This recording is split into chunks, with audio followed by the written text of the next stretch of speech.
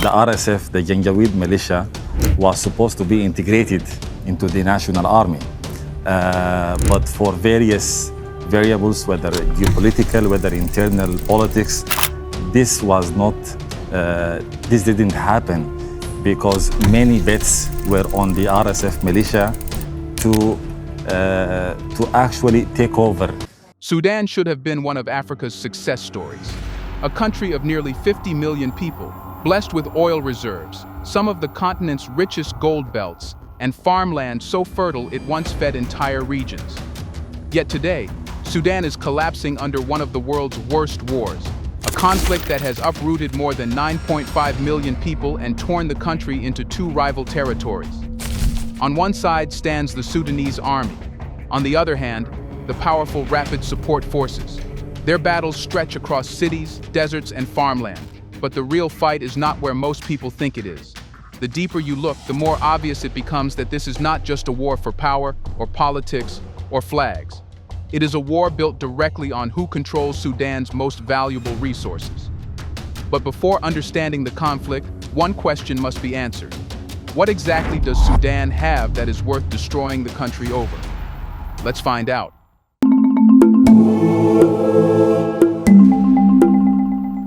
To understand Sudan's current nightmare, you have to start with a simple but uncomfortable truth. This war did not erupt in a vacuum. It did not explode from thin air. Nor did it begin because two generals suddenly woke up one morning and decided to destroy a nation of 50 million people. The roots go much deeper, into Sudan's geography, its history, and especially its wealth. Sudan is one of those rare countries where the land itself is worth more than the government sitting on it. Oil underground, gold scattered across the deserts, fertile soil along the Nile, grazing belts stretching endlessly across the south. These are not just natural blessings. They are power, they are money, they are survival. And in Sudan, survival has always belonged to whoever holds the resources, not the institutions. This is why the war widened so fast. When fighting broke out in April 2023, it didn't spread randomly. It spread in straight, deliberate lines, toward ports, toward gold fields, toward oil pipelines, toward farmlands. Places with no economic value were bypassed. Places with strategic value were fought over street by street. Entire cities were flattened not because of who lived in them, but because of what lay beneath or around them. Sudan's war map looks chaotic from afar, but when you overlay it with the map of Sudan's wealth, everything suddenly makes sense. The front lines are not political, they are economic, and it becomes even clearer when you examine where each side chose to entrench itself. The Sudanese Armed Forces SAF focused on the Nile Corridor, the capital, and the eastern coastline, the same region that contains the country's trade routes, its only international port, and the infrastructure needed to export oil. Perhaps Sudan's most obvious natural resource is the River Nile. The Blue and the White Niles merge in Khartoum. The river is crucial for agriculture and the production of hydroelectric power. Sudan also possesses significant oil reserves, especially in its southern regions. Meanwhile, the Rapid Support Forces RSF drove deep into Darfur and the southwest, the region that hides Sudan's biggest gold reserves and the cross-border routes that link Sudan to smuggling markets in Libya, Chad, and CAR. Neither group accidentally ended up where it did. Each side positioned itself to capture the wealth it needed to survive. This is why the war hardened so quickly. In countries where fighting is about politics, ceasefires sometimes hold. In countries where fighting is about territory, temporary deals can reduce violence. But Sudan is neither of those. In Sudan, both factions are fighting over the very sources of money that fund their weapons, pay their fighters, and buy their loyalty. Every oil field, every gold mine, every grazing corridor, every patch of fertile land is a financial lifeline. Losing a resource is not just a military setback, it is a death sentence. So both sides fight like they have everything to lose, because they truly do. This is why people fled, why cities burned, why the war became the world's largest displacement crisis. It is not madness. It is a brutal, calculated competition for control over Sudan's natural wealth. And once you see that, a new question emerges, one that reveals the structure of the entire conflict. So how exactly is Sudan divided between the army and the RSF? And Why did each side choose the areas it controls today?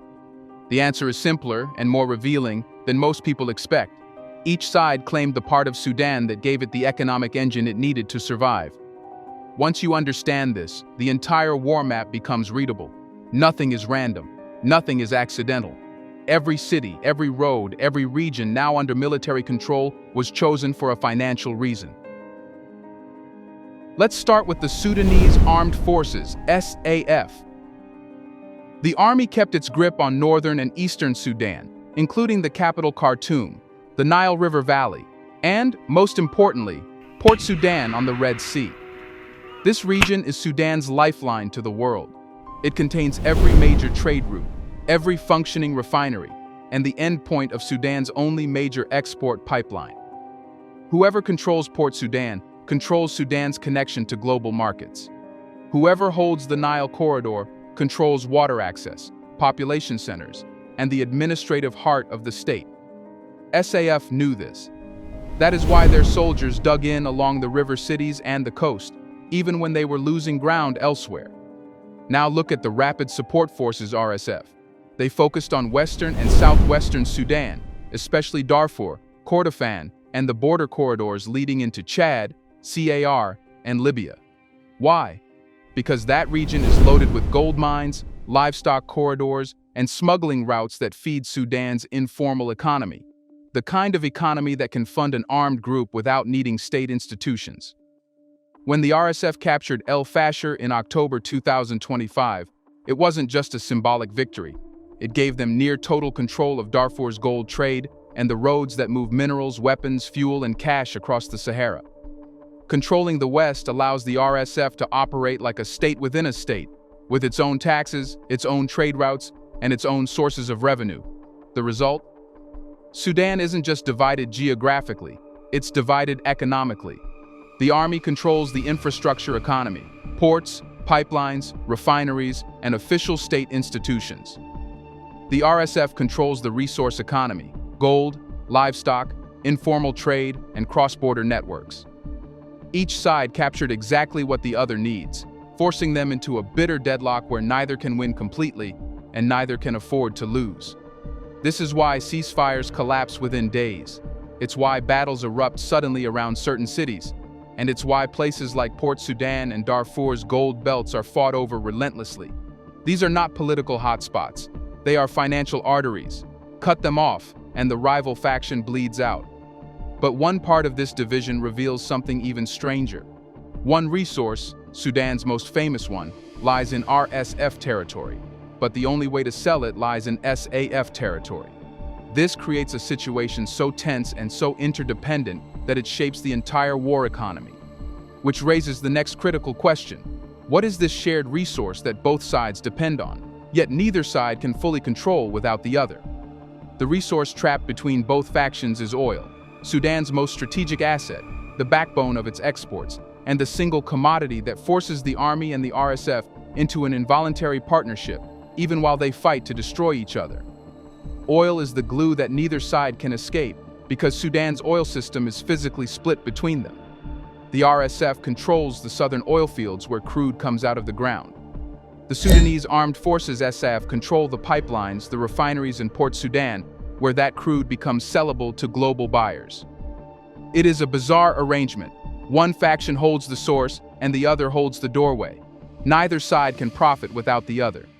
This is why, despite the war, Sudan still managed to export $1.13 billion worth of oil in 2023. And it explains why certain areas have seen fighting that looks more like chess than chaos. Towns like El Obeid, Kosti, and the pipeline corridor weren't attacked randomly. They were attacked because if you disrupt the pipeline, you choke the RSF's oil leverage. If you seize the fields in the south, you weaken the army's export infrastructure. Both sides know that controlling oil completely would shift the balance of power overnight. But here is the twist that makes oil so crucial in this war. Sudan used to produce nearly 500,000 barrels per day in its peak years. After South Sudan seceded in 2011, Sudan lost 75% of its reserves. Production fell to around 70,000 barrels per day by 2023. Yet even at these reduced levels, oil remains the most formal, regulated, state-linked source of revenue Sudan has left. It is the only resource that moves through official channels, is tracked by global markets, and tied to state legitimacy. That means whichever group can claim ownership of Sudan's oil, even symbolically, gains diplomatic leverage, recognition, and external negotiation power. But oil comes with a limitation. It's hard to hide, hard to smuggle, and easy for outsiders to track. That makes it valuable, yes, but also predictable. You cannot run a war solely on oil when your enemy can physically block your pipeline or bomb your refinery. This is exactly why both sides rely heavily on something else. Something far easier to move, to hide, to export illegally, and to use immediately for war financing. Oil keeps Sudan's state structure alive, but this other resource keeps the war alive. And this is where the conflict becomes even more complicated. Sudan has one resource that has become the unofficial currency of the conflict: the daily cash flow that buys weapons, pays fighters, and sustains operations even when supply routes are blocked or sanctions hit. Which leads to the next key question. If oil ties both sides together, what resource tears them apart and fuels the war more aggressively than anything else in Sudan? Let's pause for a second to say big thank you to the Black Culture Diary community, where Black voices, stories, and legacies are preserved and amplified. By becoming a member, you're not just supporting the channel, you're becoming part of a powerful cultural movement. Let's continue. The resource that tears Sudan apart far more violently than oil is gold. If oil is slow, formal, and dependent on infrastructure, gold is the exact opposite. It is instant money. It is untraceable. It is portable in pockets, backpacks, briefcases, or convoys slipping across the desert at night. Gold is the real fuel of Sudan's war, the financial bloodstream that keeps both armies alive even when their official revenues collapse. Sudan is one of Africa's largest gold producers, and its gold fields are spread across regions now controlled by rival factions. The Sudanese armed forces hold the eastern mines in places like the Red Sea State, where gold extraction is more regulated and linked to official channels. The Rapid Support Forces, however, dominate the central and southwestern gold belts, including many of Darfur's most profitable deposits and the smuggling routes that connect Sudan to Libya and Chad. This gives the RSF access to a gold economy that operates almost entirely off the books. That is why Sudan's gold production, astonishingly, increased during the war. In 2024, Sudan produced 64 tons of gold, a massive jump from the 41.8 tons recorded in 2022. Mining didn't slow down because of the fighting. It accelerated because armed groups demanded it. Every mine became a funding machine. Every trader became a target. Every route became a battlefield. Gold wasn't just an asset, it became a survival mechanism. And unlike oil, which moves through pipelines and ships, gold moves through people, making it nearly impossible to police. Over 99% of Sudan's official gold exports in 2023 went to the United Arab Emirates, valued at more than $1 billion. But the official exports are only a fraction of the real trade. The RSF has long relied on smuggling to finance its operations, and the war only strengthened this system. Trucks leave Darfur carrying gold disguised as livestock feed, medical supplies, or personal belongings. Some convoys move under militia escort across the desert. Others pay bribes at every checkpoint until they reach Libya's southern towns, where gold is exchanged for weapons, fuel, or cash. The army, for its part, controls gold fields linked to formal mining companies and state oversight. Yet even within army areas, artisanal miners operate inside a shadow economy that the military struggles to monitor. Sudan's instability encourages informal mining because workers lose their jobs, families run out of income, and the fastest way to survive becomes digging for gold in unregulated pits.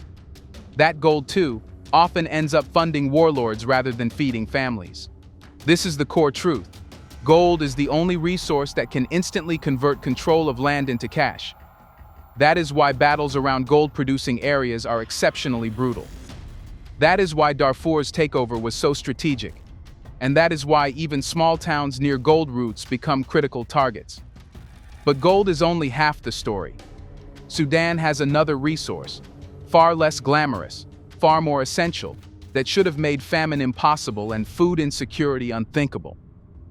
Yet today, millions of Sudanese face hunger. Which brings us to the next question. How can a country with some of Africa's richest farmland still end up starving in the middle of a resource war? Here's a reminder to please like and share the video and subscribe to our channel to watch more videos on Black culture, history, civilization, and identity. Let's continue now. Sudan is starving for one reason. The people who control the land are not farmers. They are armed groups. Sudan's agricultural wealth should have been its greatest protection against famine. The Nile irrigates fertile croplands from the Blue Nile to Gezira. The soil in Gezira is famously productive, and more than 51% of Sudan's entire land area is grazing land capable of supporting one of the largest livestock sectors in Africa.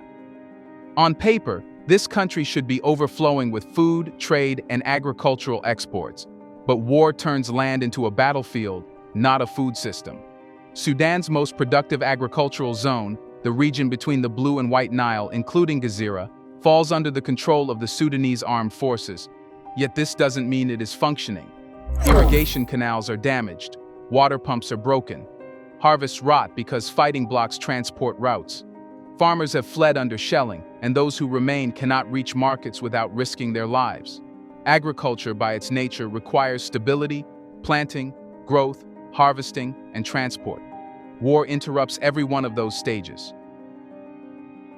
Meanwhile, the RSF controls vast grazing belts across Darfur and Kordofan. These belts are essential for feeding Sudan's livestock, goats, sheep, camels, and cattle, which make up a huge share of the country's exports. But grazing requires open movement. In war, movement becomes dangerous. Shepherds face checkpoints, raids, or violence. Animals die or get stolen. Markets shut down. The entire livestock system collapses when mobility collapses. It's some kind of blind violence. It's not only about taking the city, but it really looks now like some kind of revenge. There's another layer. Agriculture is slow money. You can't plant a crop today and profit tomorrow. Gold can be smuggled in an hour. Oil can be pumped daily, but farming takes months. That means during wartime, armed groups prefer resources that provide immediate cash flow.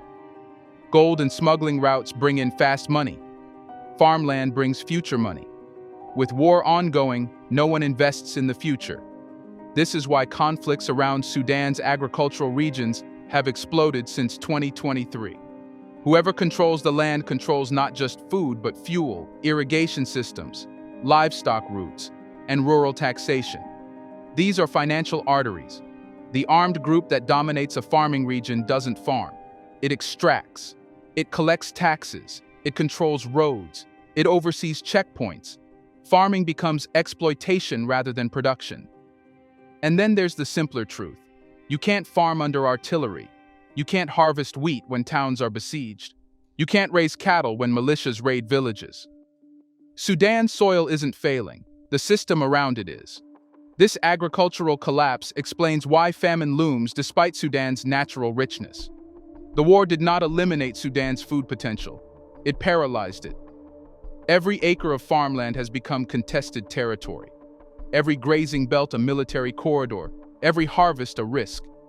But once you understand how Sudan's resources are carved up, oil trapped between factions, gold fueling the conflict, and farmland strangled by violence, one last question remains. It is the only question that ties the entire puzzle together. If Sudan is so rich, why is the state itself collapsing beyond repair? Sudan is collapsing not because it lacks resources, but because its resources have replaced the state itself.